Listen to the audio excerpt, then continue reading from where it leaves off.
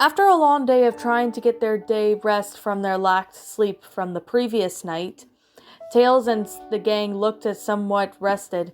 Their eyes were no larger and longer had bags underneath, but they kept on yawning. Sonic came back down the stairs, all the while stretching and yawning. He began to explain that he did not see the purple octopus in his dream.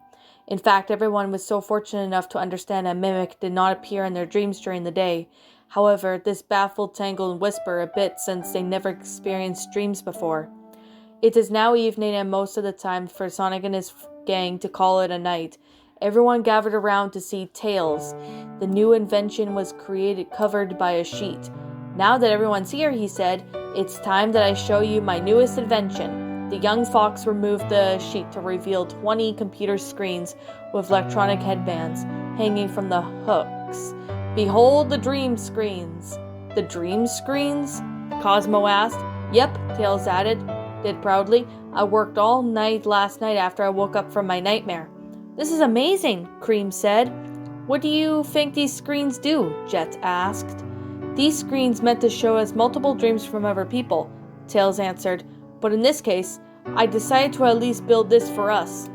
The invention is neat looking, Tangle said. While admiring Tails' work, Whisper took one of the headbands from the hooks and looked at it closely. What are these headbands for? She asked.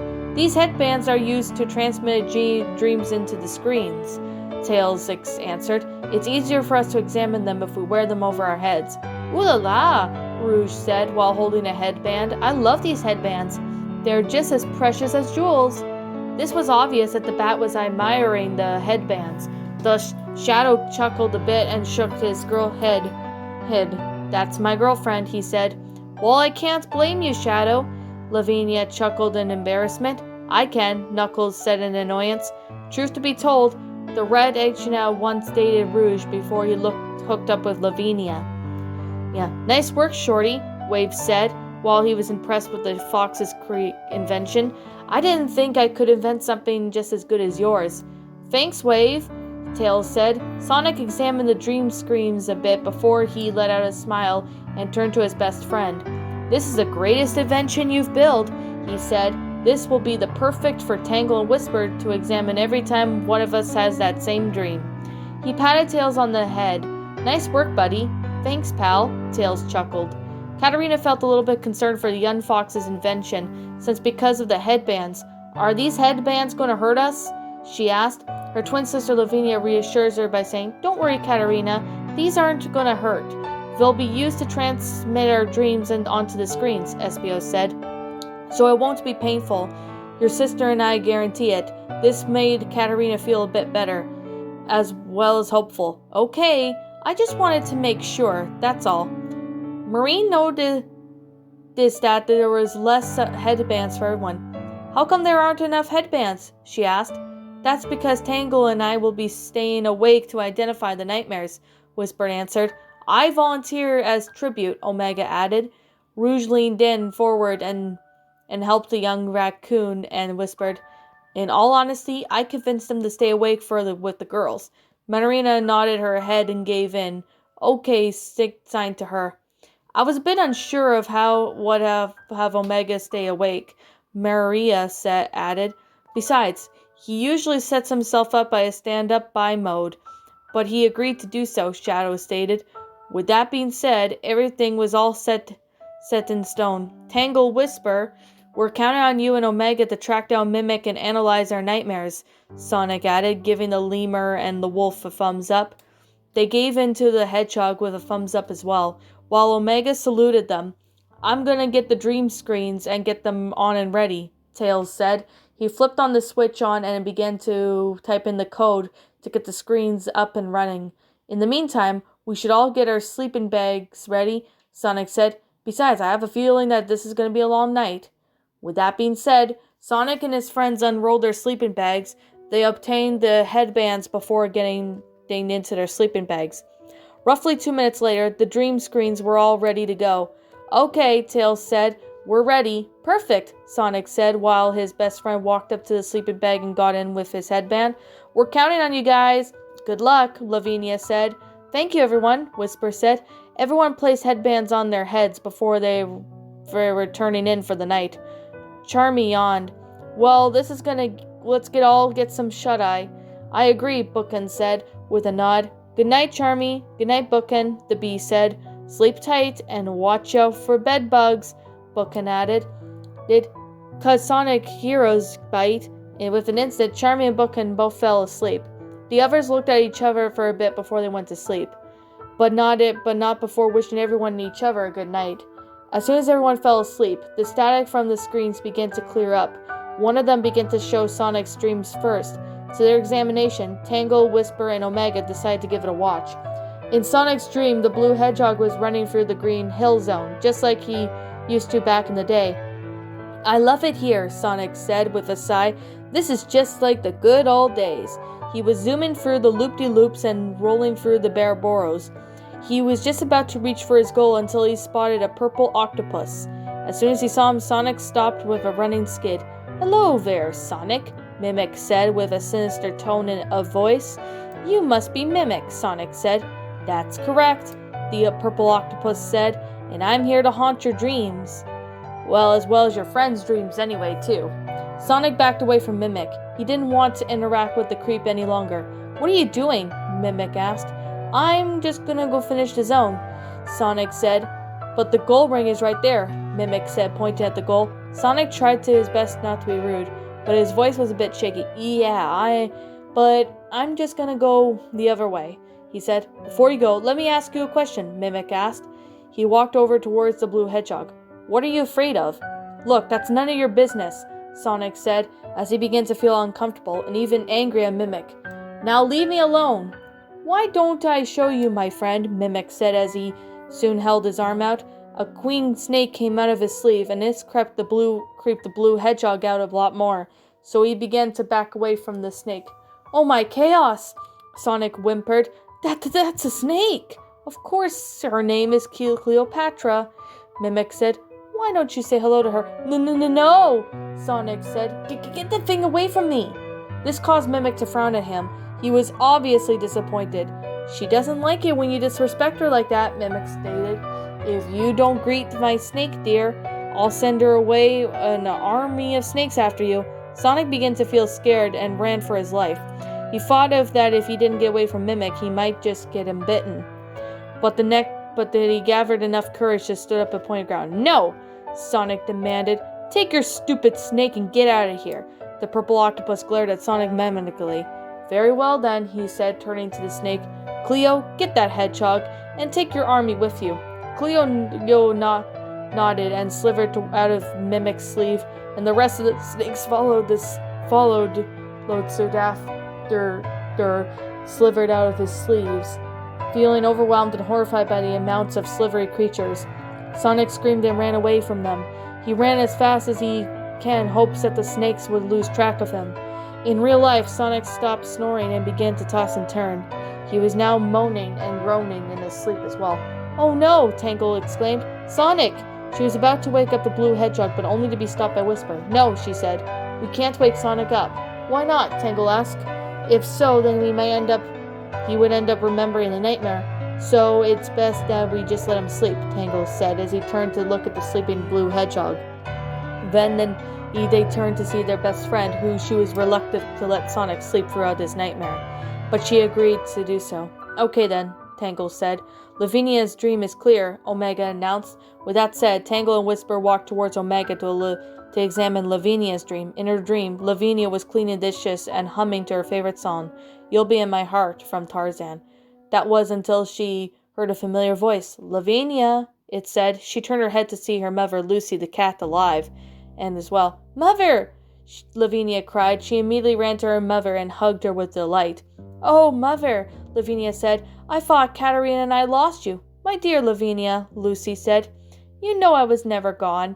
She placed her hand on her daughter's hair. Please tell me, my dear, why did you run away from home? Lavinia realized that her mother's hand felt like some suction cups, and she began to feel uneasy and then broke away from her. In an instant, Lucy transformed into Mimic the octopus. What do you think of this trick, my princess? He said. No, they call me the shapeshifter for nothing.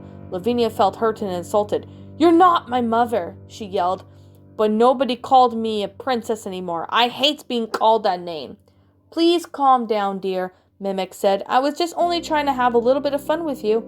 "You think shape-shifting to look like my mom is funny? Well, it's not funny in my book," Lavinia demanded. "Just get out of here and leave me alone." "Not until I get an answer from you," Mimic agreed. A rat came out from one of his sleeves and then began to run into his hand. He asked, "Are you afraid of a little mouse?" As soon as she saw it, Lavinia cringed and backed away. She refused to answer the question verbally. She shook her head no, but the octopus was smart enough to know very well, and she was deathly afraid of rats. "Well, in that case, say hello to my wonderful pack of rats," Mimic said. Within a matter of seconds, an entire pack of rats ran out of his sleeve and began to make their way towards the cat. Lavinia screamed and climbed up above the counter in hopes that they wouldn't reach her. However, they were able to jump and climb as they attempted to get her. "No, stop it!" she demanded while kicking at the rats. She hoped that they could knock over the rats so they could go away. Wouldn't go anywhere near her. "Go away! Leave me alone!" Unfortunately, they still kept on climbing and climbing. Tangle and Whisper began to feel terribly sorry for Lavinia. As soon as they were able to turn and run away, they saw her toss and turn in her sleep. They didn't know if they could wake them up or not, or just continue to let them sleep. Their thoughts were interrupted when Omega announced Shadow's dream, and it was finally clear in his dream. The ultimate life form was in a sunset heights running throughout the city. He was just about to make it to his goal until he saw Mimic near it. He stopped right then and said, "Good evening, Shadow," Mimic said. "Running through the city, I see. You must be Mimic, Whisper's longtime enemy." Shadow said. He began to ask questions. "Why are you here? What do you want from us?" "I want to answer your question, but it's best if you don't answer mine first," the purple octopus suggested. "What are you afraid of?" Shadow was not in the mood to answer that bizarre question. "None of your concern," he said. "Now get out of my way." Mimic didn't like Shadow's attitude, not one bit. "Are you afraid of Elvira?" he asked. Elvira? Shadow repeated. "Who's Elvira?" "Elvira is my black widow," Mimic answered. With that being said, a black widow spider crawled out of his sleeve and onto his hand. "Would you care to greet her?" Shadow felt spooked by the sight of the spider, so he stepped back away from her. Get that thing away from me," he demanded. Mimic frowned at him before he looked at his pet. Is it true that you were a witness to a crime?" he asked the ultimate life form. "What crime?" Shadow asked. "Is it true that the scientist in Space Colony Ark got bitten by this spider over 50 years ago?" Mimic asked, showing the black widow spider crawl from one arm to the other. Shadow's eyes opened wide before covering his ears. He didn't want to hear any more of what Mimic had to say. "Tell me no more," Shadow demanded. "I've had enough. I don't want to hear it." The octopus wasn't done with it just yet. In fact, he had just had one more question to ask him. He walked up to the black hedgehog and then pointed out to whisper to him. "Is it true that Maria was taken down by the agents in the process?" Mimic asked. Was this good enough animation to cause Shadow to snap? He pushed Mimic away before stomping Elvira, killing it in the process. "That's what you get, and what you said about me is none of your business, you creep," Shadow shouted. "Now get out of here and never come back." Mimic got up on his feet and gave the ultimate life form an angry glare. "There's more where that came from, Shadow the Hedgehog," he said. "In fact, I have all types of spiders." He extended his arms out one by one. Every spider crawled out of his sleeves. They consist of different archments, brown recluses, and the tarantulas. Shadow screamed at the top of his lungs and ran away from them as fast as he possibly could. Within a matter of seconds, every one of the spiders charged at the ultimate life form. Shadow turned his head to see if he ran far enough to see if he could see any more creepy crawlers, only to realize that the spiders were not far from behind him. He screamed and began to skate for his life. He quickly skated until he ran into a brick wall. "Shoot!" Shadow said under his breath. "It's a dead end." He turned around to see the creepy crawlers coming straight towards him. Shadow couldn't take it anymore. He shouted, "I want to wake up!" In real life, like Sonic, Shadow stopped snoring and began tossing and turning. He was even moaning and groaning in his sleep. The rest of the screens followed of his dreams. with Tails being outside during a thunderstorm in the middle of nowhere, Amy running away from zombies, Katarina being held hostage by snakes, Rouge flying away while in pursuit of owls, Knuckles running away from ghosts in a haunted house, Charmy trying to get away from werewolves, Silver meeting Elbes and being unable to finish him off, Blaze falling down at a tremendous height, Cream running away from horrible monsters, Victor losing his chaotix from Mimic, and Jet being berated by his father. Because of those nightmares being horrible, though, everyone was tossed and turned in their sleep. Most of them were also moaning and groaning. Tangle, Whisper, and Omega began to consider of waking their friends up. "Should we wake them up?" Tangle asked. "I don't know," Whisper answered. Their decision was cut short as soon as they heard screaming. Every one of their friends just woke up and began to gasp for air. They were all scared for their lives. "Worst dream ever," Lavinia said. "You're not kidding, sis," Katarina agreed. Shadow rocked back and forth while repeating some phrase. "No more spiders." It got annoying with the Archnet, and so yelled, "Shut up! You shut up!" Shadow snapped before repeating the phrase once more. He was comforted by his girlfriend Rouge, witnessing her friends suffering from the nightmares. Tangle and Whisper began to turn and look at each other. They both agreed to tell them about their fears.